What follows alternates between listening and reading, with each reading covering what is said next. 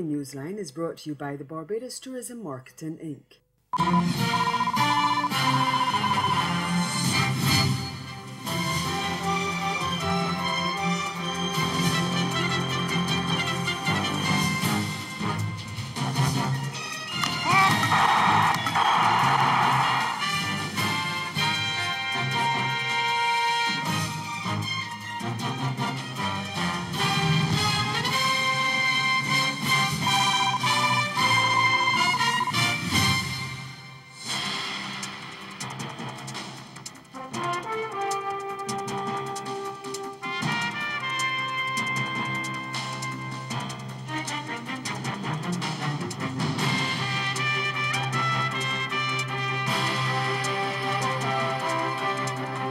Antigua's parliament takes a major step towards making the CCJ the country's final court.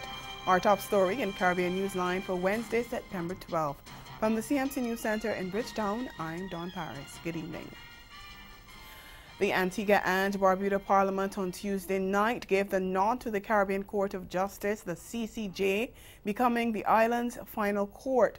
But it's only the first step, as the Constitution of Antigua and Barbuda Amendment Bill 2018, which got the green light in the lower house, now has to be passed in the Senate. The CCJ move then has to get the approval of 2/3 of voters in a November 6th referendum. During the debate in Parliament, Attorney General Tedroy Benjamin made an impassioned plea for citizens to support the move to replace the London-based Privy Council with the CCJ, which is headquartered in Trinidad, and assert the country's total independence from Britain. Piloting the legislation, Benjamin said countries like India, Australia, New Zealand, and Hong Kong had accepted their independence from Britain and had their final Supreme Court established in their respective jurisdictions, and he says countries in the region should do similarly. But opposition leader Jamal Pringle, who along with Barbuda MP Trevor Walker abstained from the vote on the bill, said that while the main opposition United Progressive Party UPP had no problems with the CCJ, the party wants efforts made to fix the local courts first. But Prime Minister Gaston Brown challenged the idea that the local courts did not dispense justice. Saying that our magistrates here are so corrupt that Antiguans and Barbudans cannot get justice at the level of magistrate court? Are you saying our magistrates are so corrupt that you can't get justice? Are you saying at the level of the High Court that our judges are so corrupt that you can't get justice? In fact, what I have found within the system, generally speaking, our magistrates, our judges, they go the extra mile to be punitive to government. The opposition leader had also said that the UPP would not support the referendum if other constitutional issues were not on the ballot. Although Grenada went that route and the referendum failed, Pringle said that may not be the case for Antigua and Barbuda. But our people are different. They did a referendum with multiple issues and it failed. And we're looking. We don't know how they market their product. It all boils down to how you market what you're selling. But Prime Minister Brown said his government is not opposed to comprehensive constitutional reform. In fact, he said the cabinet will be discussing the establishment of a constitutional reform commission. Brown said former CCJ President Sir Dennis Byron has already agreed to head the commission. Well, Antigua and several other islands are keeping their eye on tropical storm Isaac as it quickens its pace towards the Lesser Antilles. Forecasters say that even as it moves quickly towards and through the Caribbean, it will continue to weaken.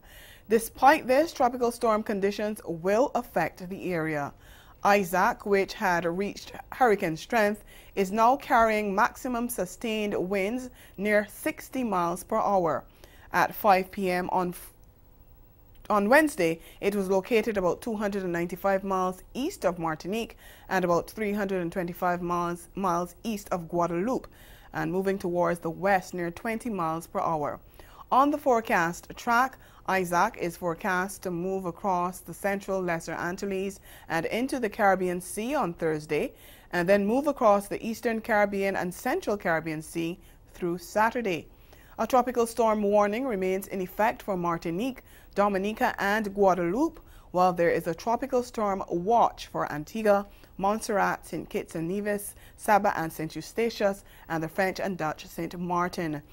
Meantime, the Dominica government has hinted at the possibility of enacting legislation before year-end to give authorities the right to compel businesses to send home workers in the event of an approaching storm or other natural disaster. Prime Minister Roosevelt Skerrit, who cancelled a trip to India to return home to be part of the team preparing for the passage of Tropical Storm Isaac, also announced that students and public sector workers would remain home on Thursday, and he called on the private sector to follow suit. I understand that there are essential services, and those essential services will be at work. So people like myself will be at work. But the rest of us in the public service are asked to stay home and to ensure that we can secure ourselves, secure our families and our properties. And we'd like for the private sector to do the same. And this is why I think going forward, we have to implement legislation that would authorize the NEPO and the cabinet to that one a decision will be taken in regards to work, it would apply to every employee in the country. So these are things that we need to do in terms of disaster management going forward. And it's a recommendation we're hoping that we can fulfill before the end of this year. Dominica is still recovering from the battering it took last September when Category 5 Hurricane Maria slammed into the island, killing more than 30 people and leaving a trail of destruction. First, the Oilfield Workers Trade Union, OWTU, had won. Now the opposition in Trinidad and Tobago says it also has a plan that could avert the controversial closure of the refinery of the state-owned oil company Petrotrin. The United National Congress, UNC, is proposing a 24-month plan to restructure Petrotrin's operations to finance its debt. But workers would need to make major sacrifices under the plan, which Opposition leader Kamla Prasad-Besesser plans to share with the OWTU. Prasad-Besesser gave some insight into the proposal when she spoke with party supporters, as we hear from Cindy Raghuber Tikar Singh of TV6 News. The opposition leader restated her position that government needed to re-examine the closure of Petrotrin's refinery, warning that the economic and social fallout would be massive. Mrs. Prasad-Besesser believes there are ways to clear the company's debt, save the refinery, and with it keep thousands of people employed. However, in part, it would require compromise and sacrifice from workers, suggesting to them it would be better to have a reduced income than no job. You have to stand up, man up, and accept some responsibility to save your jobs. Malcolm Jones and the cabinet, which Rowley was a part of, caused this collapse. But you and we and all of us have to fix it. It will entail a major sacrifice, but it's better to have some income than none at all. The UNC is proposing a 2-year plan with measures such as sourcing of cheaper crude supplies for operation, sourcing higher market price for our crude, the curtailment of overtime, and the renegotiation of the ultra-low sulfur diesel plant with Samsung. Meanwhile, the OWTU requested to meet the opposition leader to discuss options, and knowing she was once the main target of the union, Prasad-Besesser sought permission from her supporters before confirming a meeting will now take place. We don't always see eye to eye. I started it with that. And I cannot promise you that we will agree with everything, but we keep an open air and an open mind as we meet with them. Meantime, Prasad-Besesser is facing criticism for what has been described as a racist attack against Prime Minister Dr. Keith Rowley at that same UNC meeting. In a release issued on Tuesday, government accused her of attacking Dr. Rowley in a despicable and nakedly racist manner by calling him an Oreo. The term is used as a derogatory reference to a black person who is perceived or judged to act in a white manner, hence the phrase black on the outside, white on the inside. The opposition leader made the comment as she told party supporters that the so-called 1% in the Twin Island Republic, and that's a reference to the white, powerful and influential members of society, had tried to own her as well as former Prime Minister Patrick Manning, but had failed in that regard. They try to own me, but I send them packing. They have their Oreo now. Who is their guy? And Keith Christopher Rowley. The government accused Prasad Basessar and her UNC of once again attempting to destabilize the country by consciously and intentionally using race to divide and destroy Trinidad and Tobago. Coming up in Caribbean Newsline, Guyana's president to make the controversial oil and gas MOU with Trinidad and Tobago public. We'll be right back. This summer and fall, Brilliant Barbados is offering you hotel discounts of up to 40% off regular rates when you book through Expedia before October 31st, 2018. Discover our Dine Around program specials at participating restaurants across the island, starting from US $50 per person on 3-course meals. For further information and full details to book your Barbados holiday, visit brilliantbarbados.com. I could work as hard and eat as much as a man when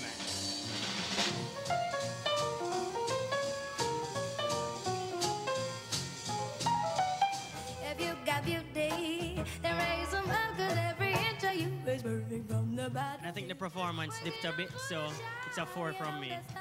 Harvey, John Star. No. The first thing is the costume, them not do nothing, they don't say nothing. Well, lost in all the hubbub this week about the Manafort verdicts and the Cohen plea deal was another example of the nanny state run amok. And of course, that story originates in California. Senate Bill 1192 overwhelmingly passed and is now on its way to Governor Jerry Brown's desk, where it's almost certain to be signed into law. The bill will require that restaurants offering kids' meals must restrict the drinks included with these meals to only water or unflavored milk. This month on Caribbean Passport, we take a bite into Barbados at the Food and Rum Festival. We get an intimate look into this world-class event by top chefs and mixologists. And if that isn't enough spice, we visit Pure Grenada. All coming up right here on this station.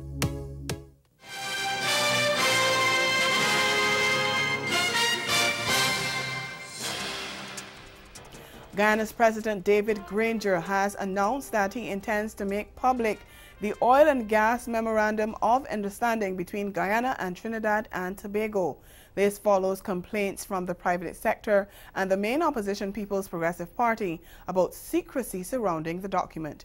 We get more in this MTV News report.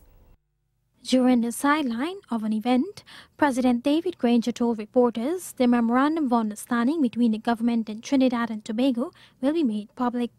He was at the time dispelling rumors that the document will be not in secrecy between the two parties. The government has been facing scathing criticism from the opposition People's Progressive Party, the Churchung Chamber of Commerce and other groups about the secrecy surrounding the MOU. It is not a secret document.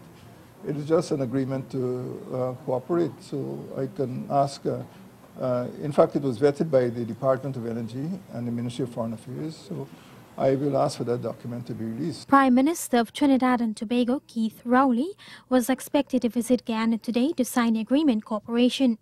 But the signing has been postponed to a later date. The agreement will see the two countries collaborate on general trade matters and the establishment of mutual cooperation. Meanwhile, the Department of Energy will be using the next 2 years to recruit an international team to man the responsibilities of the sector. The Energy Ministry will come to fruition after 2020 as the government looks to establish a world-class petroleum industry that is well regulated.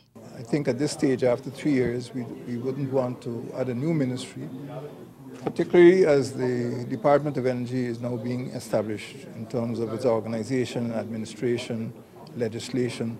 So it has a lot of work to do. So it probably will not be before 2020 that a full-blown ministry could be established. Even if we wanted to do it, I think it would be a rush job. It would be hasty to attempt to do it. Already, Australian expert Matthew Wilkes was recruited as an oil and gas advisor in the Department of Energy within the Ministry of the Presidency. Staying in Guyana, a former police officer was on Tuesday sentenced to life in prison after being found guilty of raping a 13-year-old boy back in 2013. Milton Cooley was sentenced the day after a 12-member jury unanimously convicted him of committing the sexual act on the teenager on August 22nd of that year. But even after his conviction, the 50-year-old former cop insisted he was innocent. The father of three claimed the boy's mother had a personal vendetta against him and had threatened him with incarceration on several occasions. We get more in this HGP Nightly News report. Justice Priya Sunarayan Bihari at the High Court on Tuesday afternoon during her deliberation described the actions of the convicted rapists as outrageously abominable. 50-year-old Milton Cooley, a former member of the Ghana Police Force, was sentenced to life imprisonment after a 12-member jury found him guilty of sexually molesting a 13-year-old boy in August of 2013. The jury reached its verdict on Monday afternoon, but at the announcement of the unanimous judgment by the jury foreman, the convicted rapist appeared shocked while he stood in the prisoner's dock. State Prosecutor Lisa Cave, during her remarks, had suggested to the court to impose a heavy penalty on the rapist after lamenting the betrayal of public trust by the former policeman. The state prosecutor further stated that the sentence imposed on Cooley would serve as a deterrent to like-minded individuals. During his plea of mitigation on behalf of his client, attorney-at-law Maxwell McKay emphasized that the former policeman is a staunch churchgoer who is also a suicide counselor. Cooley, after being found guilty, said, quote, "I'm innocent. I think the jury made a mistake. I would never have sex with any male. I'm not attracted to any male. God is my witness." End of quote. A police station in Jamaica's southeast came under attack on Tuesday as residents protested the fatal shooting of a 16-year-old boy by police on Monday night. The authorities said a Molotov cocktail was thrown at the National Stadium police station in St. Andrew, and while there were no reports of damage to the building, the windshield of a police service car parked on the compound was damaged when a large stone was thrown at the vehicle. The attacks are said to be linked to the fatal shooting of Casey Lake.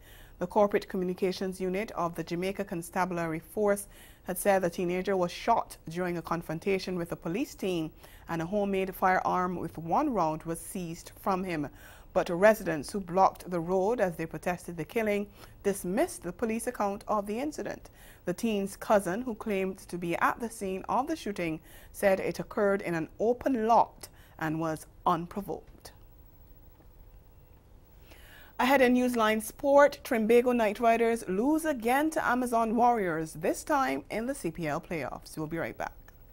This hurricane tip comes to you compliments the Caribbean Disaster Emergency Management Agency and the Caribbean Media Corporation. Be prepared. During a storm or hurricane warning, charge cell phones.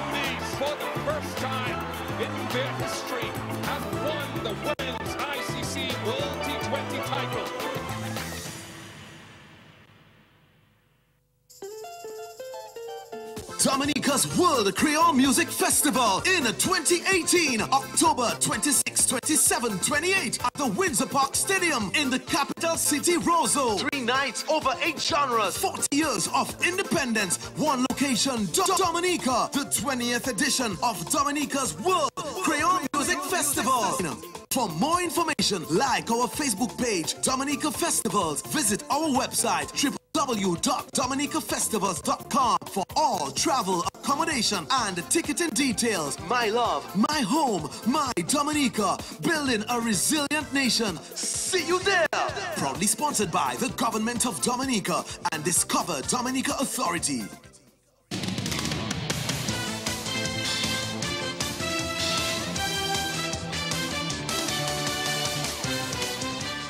Castle Hill Tanver smashed captain Dwayne Bravo for a straight 6 off the penultimate delivery as Ghana Amazon Warriors edged reigning champions Trinbago Knight Riders by 2 wickets in a dramatic finish to storm into their 4th final of the Caribbean Premier League. Sent in to bat on Tuesday night at the Ghana National Stadium, TKR struggled on a difficult surface which was exploited by the slower bowlers and could only muster an inadequate 122 for 7 off their 20 overs. They were slumping at 26 for 4 in the 6th over until Colin Ingram struck 25, Darren Bravo 24 and Dwayne Bravo 22 to pull the innings around and get the total past 3 figures. Oh, it doesn't quite get it, just over the head of Tahir, and will get there. Oh, he's got edge out of here. Bravo is absolutely launched into that, and it's not that sort of deck. It really isn't. There's a cheer. The crowd erupt. Bravo goes for 24. It's 74 for 5. Captain Bravo, he's out there. Well, that's not bad. That's not a bad start. What are you doing out here? It's not too hard. Only 1 boundary so far. Make that 2 now for Ingram. Straight down the ground, and that man who was pushed back to long off takes the catch. Romario Shepherd gives that wicket to Riyad Emirates, and the Amazon Warriors fans are up. 25 from 26, 86 for 6. Kevin Cooper has batted twice in this tournament this season, totaling 72 runs at an average of 72. And he gets off the mark with a superb extra cover drive. That's the first hero maximum of the contest. Oh, mate, that's a great strike.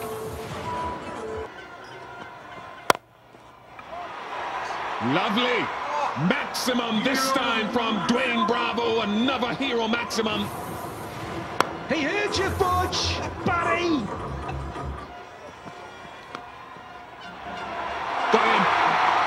Off the last ball, Emirates strikes and removes Dwayne Bravo. A safe catch for Imran Tahir, and the Warrior Nation will applaud their team back to the pavilion. And Amazon Warriors owed their victory largely to man of the match Shimron Hetmeyer, who top scored with a mature 39, while Sherfane Rutherford was also superb with a stroke-filled 30 from just 17 balls. It was their 50-run 6-wicket stand that pulled Amazon Warriors back from the brink at 52 for 5 in the 12th over and set them on course for victory. And it has been taken, so the 2 biggies are gone. Rutherford on strike, and he's drilled it down. Long off strike. Game has shifted. Well, this guy, Kevin Cooper, has an X-factor about himself. And the youngster Rutherford, who was such a hero, man of the match Sunday, is out of here for 30 from just 16. Bravo continues, and good bowling.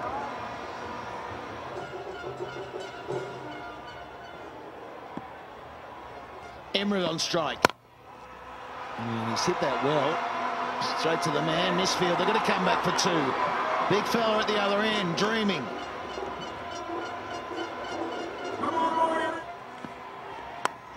Out. Another one falls.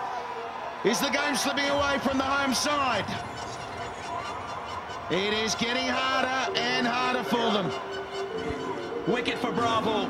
Takes him wide, takes space off the ball. Exactly what is required in this situation and in these conditions. Emirates, just for a single, there's the 8th nail in the coffin at 105.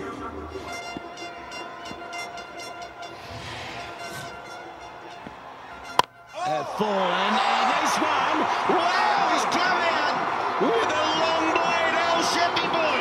With a big Z for Zorro.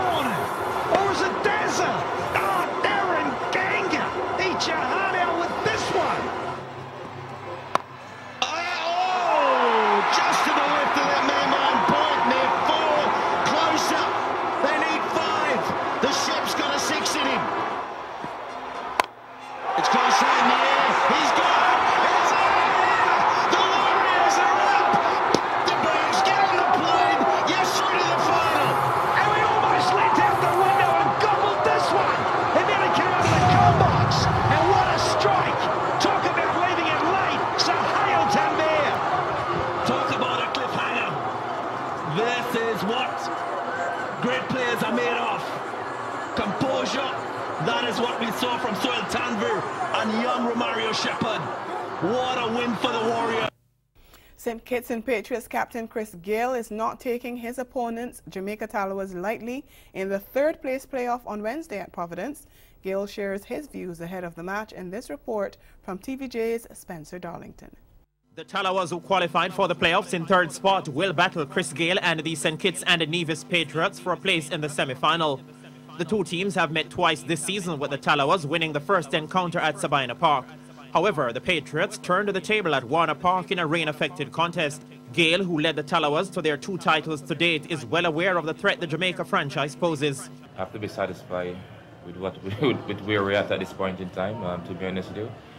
It's been a lot of ups and downs, but like I said, it's a fresh start for these 4 teams, and the team with the momentum is always going to have a slight edge going into Trinidad as well. I know we're playing third and fourth, so one of us have to leave. Unfortunately, I'll be playing against Jamaica, but such is life. Tallawahs captain Andre Russell is no stranger to big occasions, and his first CPL Central in 2016 came when the Tallawahs needed it most. But this time, there's the added pressure of captaincy. First year as a captain as well, that's an achievement for me as well. There's 6 good teams in the tournament, and it's down to the best 4, so I really appreciate the love so far. I'm looking forward to an exciting game on Wednesday against St. Kitts. It's not going to be easy from now. Every game is a final, so. Both teams have gone through. And that's the sport, and we'll be right back.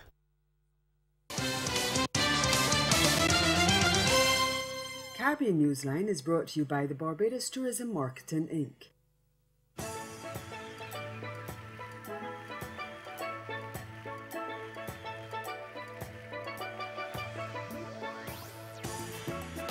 That's taken. Oh, knocked it. Sean Bond. The West Indies, for the first time in their history, have won the Women's ICC World T20 title.